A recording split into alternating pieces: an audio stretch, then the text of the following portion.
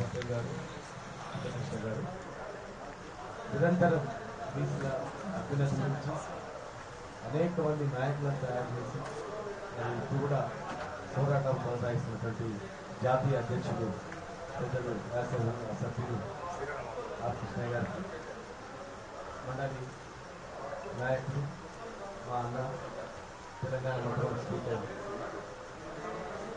అసరాచార్య గారికి, మాజీ చైర్మన్ వెంకటరావు గారికి, భాగ్యలక్ష్మి గారికి, రామనారాయణ గారికి, నాయకుల రాష్ట్ర అధ్యక్షులు నరేందర్ గారికి, తమ్ముడు రామ్మోహన్ గారికి, రామూర్తి గౌడ్ గారికి, రామకృష్ణ గారికి, వెంకటేష్ గారికి, ఇంకా చాలామంది సమయం లేదు కనుక దయచేసి మా ప్రైవేట్ ఉద్యోగ సంఘం రాష్ట్ర అధ్యక్షుడు భాస్కర్ గారికి, కార్పొరేటర్ జగన్ గారికి, మాతో పాటు అందరూ కూడా మీకు నమస్కారం. మా యాదవ్ గారు చెప్పిండ్రు రాములన్న నిన్న చీకటి ఖచ్చితంగా ఇది బీజేపీ చీకటి నోటి కార్డ్ కోడు కింద పడేసినట్టు చూసాను.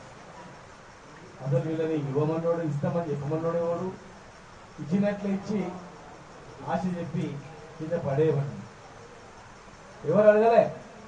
అయ్యా ఇంత ఇస్తామని, మేము ఉన్నది 60%, 42 ఇస్తా అని చెప్పినాం.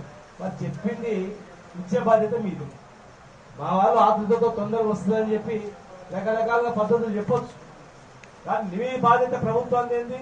అరే నేను చట్టబద్ధత కల్పించి ఇస్తా అని చెప్పినా, మరి చట్టబద్ధతతోనే ఇవాళ రేపు కోర్టులో పోయి కొట్టేసినంటే మా ప్రభుత్వమే బాధ్యత అవుతుంది. ఎట్లా చేసుకోవాలని ఆలోచన చేయాలి. నేను కానీ మా అసరాచార్య గారు కానీ మేము మొదటి చెప్తా ఉన్నాం. తమిళనాడు పోయి వచ్చినాం, తమిళనాడులో చూసి వచ్చి ఒక నివేదిక ఇచ్చినాం డెడికేటెడ్ కమిషన్, ఇట్లా చేయండి ప్రిన్సిపల్ ప్రకారం అండి. కానీ మీరు కనీసం చట్టమే తయారు